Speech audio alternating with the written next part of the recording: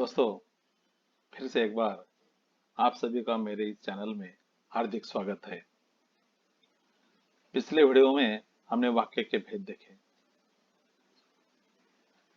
वाक्य के दो भेद, रचनात्मक दृष्टि से और अर्थ की दृष्टि से। उसमें हमने रचना की दृष्टि से जो प्रकार है वो सभी देखे हैं। उसमें रचना के आधार पर तीन प्रकार, सरल वाक्य, संयुक्त वाक्य, मिश्र वाक्य। अब हम जो हमारा अगला प्रकार है, अर्थ की दृष्टि से वाक्य के भेद, वाक्य के प्रकार, ये हम देखने वाले हैं। तो अर्थ के आधार पर वाक्य के 8 भेद है। अर्थ के आधार पर वाक्य के भेद। तो पहला है विधानवाचक वाक्य, दूसरा है निषेधवाचक वाक्य, तीसरा प्रश्नवाचक वाक्य, चौथा संदेहवाचक वाक्य, 5 संदेह विस्मयवाचक वाक्य, 6 आज्ञावाचक वाक्य, 7 संकेतवाचक वाक्य और 8 इच्छावाचक वाक्य। तो अब हम डिटेल से, विस्तार से इसके भेदों के बारे में हम जानकारी लेते हैं। तो इसमें पहला है विधानवाचक वाक्य। जो वाक्य का प्रकार है विधानवाचक वाक्य, उसी से ही हमें पता चलता है ये इसमें केवल क्या है, एक विधान है, सादा विधान है। ठीक है, उसकी परिभाषा देखते हैं। जिस वाक्य से क्रिया के होने की स्थिति या अवस्था का पता चलता है उसे विधानवाचक वाक्य कहते हैं। क्या पता चलता है? क्रिया के होने का या क्रिया की स्थिति का पता चलता है। क्रिया के होने का या क्रिया की अवस्था का पता चलता है, उसे कहते हैं विधानवाचक वाक्य। जैसे उदाहरण है, बच्चे मैदान में खेलते हैं। क्रिया है, खेलने की क्रिया। वाक्य से क्रिया के होने की या क्रिया की स्थिति की अवस्था का पता चलता है, वह विधानवाचक वाक्य है। तो यहाँ हमें पता चलता है कि बच्चे क्या कर रहे हैं, मैदान में खेलते हैं। दूसरा वाक्य है, अनाज महंगा है। आज की अवस्था क्या है, अनाज की स्थिति क्या है, यह हमें पता चलता है। तो अनाज कैसा है? महंगा है। इसीलिए इन दोनों वाक्यों से हमें क्रिया के होने का या वाक्य की स्थिति का, अवस्था का हमें पता चलता है। इसीलिए उसे विधानवाचक वाक्य कहते हैं। तो दूसरा प्रकार है निषेधवाचक वाक्य। जिस प्रकार वाक्य के ये प्रकार है, या जैसे निषेधवाचक वाक्य, शब्द से हमें पता चलता है निषेध, नकार। तो क्या है इसकी परिभाषा, हम देखते हैं। जिस वाक्य से क्रिया या किसी बात के न होने का पता चलता है उसे निषेधवाचक वाक्य कहते हैं। क्या पता चलता है? क्रिया न होने का, किसी बात के न होने का। इसमें नकार है, न, नहीं, ऐसे शब्द इस वाक्य में इस्तेमाल किए जाते हैं जिनसे हमें पता चलता है कि यह निषेधवाचक वाक्य है। तो जैसे सीमा गीत नहीं गाएगी। सीमा गीत नहीं गाएगी, वह नहीं गाएगी, तो वह क्रिया नहीं होने वाली है। तो क्रिया के या किसी बात के न होने का जब पता चलता है जिस शब्द से, उसे उस शब्द की वजह से उस पूरे वाक्य को यह नाम दिया जाता है। तो सीमा गीत नहीं गाएगी, यह निषेधवाचक वाक्य है। अगला उदाहरण है, बाढ़ के कारण एक भी मकान न बचा। बहुत जोरों से बाढ़ आई थी और उस बाढ़ में सारे मकान बह गए, एक भी नहीं बचा। एक भी मकान नहीं रहा। तो किसी वाक्य से क्रिया या किसी बात के न होने का पता चलता है, तो वह निषेधवाचक वाक्य होता है। अब तीसरा प्रकार है प्रश्नवाचक वाक्य। इसे हमें पता चलता है प्रश्नवाचक क्या होगा, इसमें प्रश्न पूछा गया होगा, लेकिन इसमें दो बातें महत्वपूर्ण है। इस वाक्य में प्रश्नवाचक सर्वनाम होना जरूरी है और वाक्य के अंत में प्रश्न चिन्ह होना जरूरी होता है। प्रश्नवाचक सर्वनाम और प्रश्न चिन्ह यह अगर है तो वह प्रश्नवाचक वाक्य होता है। ठीक है, उसकी व्याख्या देखते हैं। जिस वाक्य से प्रश्न पूछने का भाव व्यक्त होता है उसे प्रश्नवाचक वाक्य कहते हैं। क्या पता चलता है? प्रश्न पूछने का भाव। जिस वाक्य से हमें प्रश्न पूछने का भाव पता चलता है वह प्रश्नवाचक वाक्य होता है। उदाहरण है, पहला उदाहरण है तुम्हारा नाम क्या है। क्या यह प्रश्नवाचक सर्वनाम है और यह अंत में प्रश्न चिन्ह। तो ये दो महत्वपूर्ण बातें हैं, प्रश्नवाचक सर्वनाम और यह प्रश्न चिन्ह। इसकी वजह से वह प्रश्नवाचक वाक्य बन जाता है। अगला उदाहरण है तुम कहाँ जा रहे हो। कहाँ यह प्रश्नवाचक शब्द है, इससे पता चलता है कहाँ, इससे पता चलता है कि यहाँ पर सवाल पूछा गया है और अंत में प्रश्न चिन्ह है। तो जिसमें प्रश्नवाचक शब्द हो, अंत में प्रश्न चिन्ह हो, तो वह प्रश्नवाचक वाक्य कहलाता है। अगला प्रकार देखते हैं संदेहवाचक वाक्य। संदेह, मन में संदेह होता है, मन में शंका होती है, किसी बात पर हम तय नहीं होते, तब वह संदेहवाचक वाक्य होता है। देखते हैं उसकी व्याख्या। जिस वाक्य में कोई कार्य के होने में संदेह प्रकट हो उसे संदेहवाचक वाक्य कहते हैं। अगर हम कार्य करते हैं तो कार्य करते समय अगर हमारे मन में संदेह हो, संदेह प्रकट होता हो, तो वह संदेहवाचक वाक्य होता है। कोई कार्य करते हैं या कोई बात कहना चाहते हैं, उस समय अगर हमारे मन में संदेह है, मन में शंका है, तो वह संदेहवाचक वाक्य होता है। जैसे कि उदाहरण है यहाँ पर, पहला उदाहरण है शायद आज वर्षा होगी। निश्चित नहीं, तय नहीं, ये जो शब्द है शायद, इससे हमें पता चलता है शायद अंदाजा है, संदेह है। होगी ये तय नहीं, निश्चित नहीं, लेकिन ऐसा लगता है। तो जब ऐसा होता है, मन में संदेह होता है, तब वह संदेहवाचक वाक्य होता है। दूसरा उदाहरण है मजदूर खेत में काम करता होगा।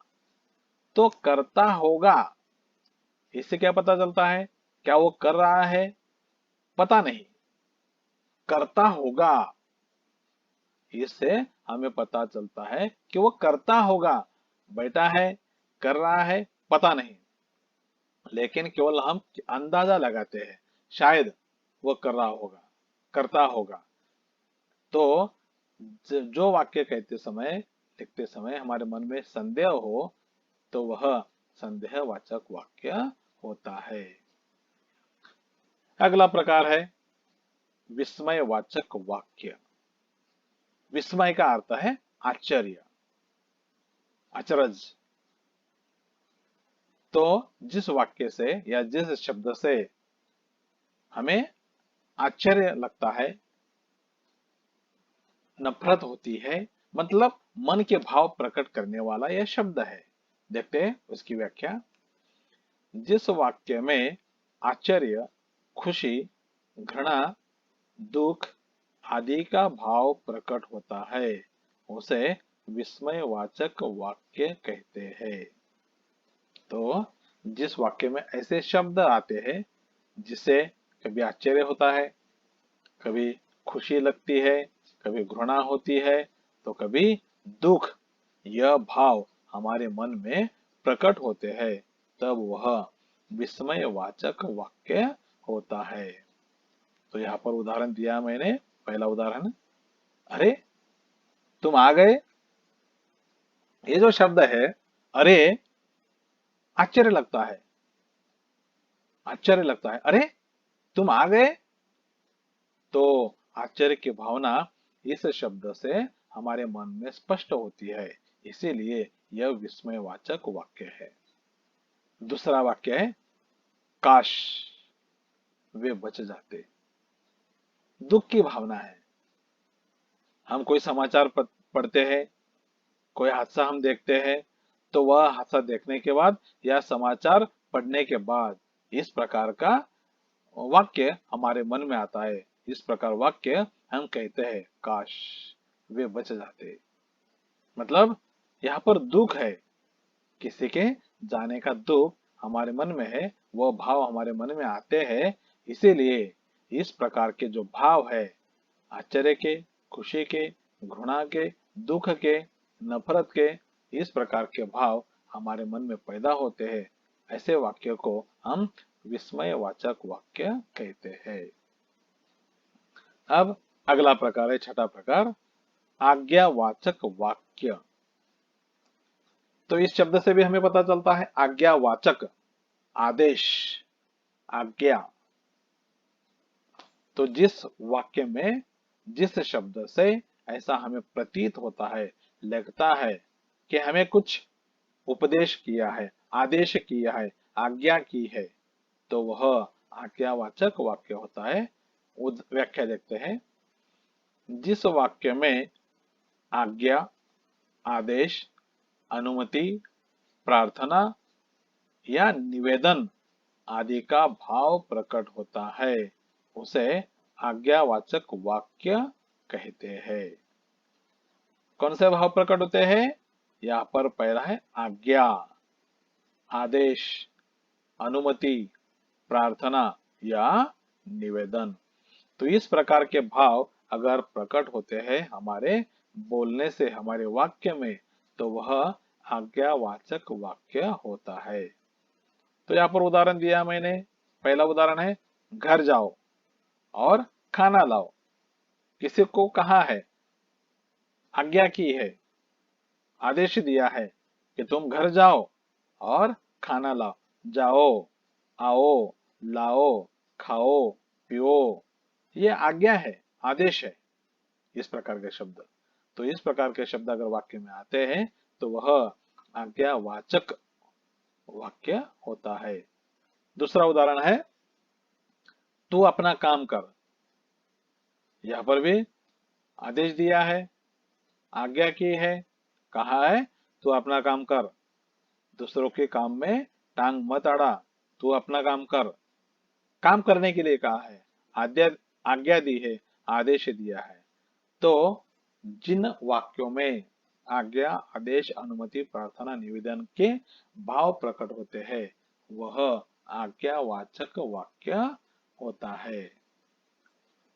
अगला प्रकार देखते हैं, सातवां प्रकार, संकेतवाचक वाक्य। संकेतवाचक वाक्य, संकेत, इशारा ऐसा लगता है। तो क्या है, देखते हैं। जिस वाक्य में किसी कार्य के होने या न होने के पीछे किसी कारण या शर्त का संकेत मिलता है, उसे संकेतवाचक वाक्य कहते हैं।